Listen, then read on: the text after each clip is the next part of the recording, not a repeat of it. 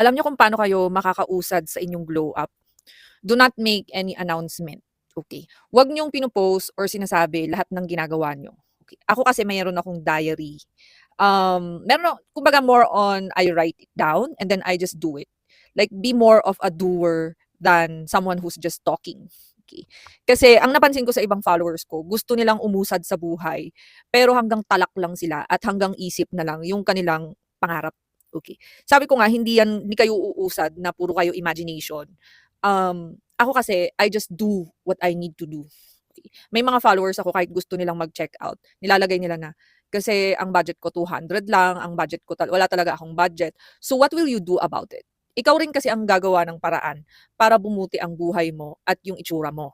Kasi talaga honestly guys ha, wala talagang libreng glow up ngayon, okey? And the prices of beauty products will increase even further.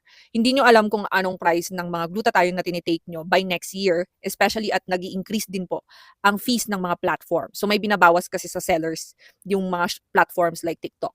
So for example, yung glutathione na tinitake mo ay 1,100 ngayon. By next year, na magiging 1,200, 1,300 na siya. So ganun lang siya. So if you're a person na you're stuck, okay, it's not because of other people, it's because of you. Because you don't really take action.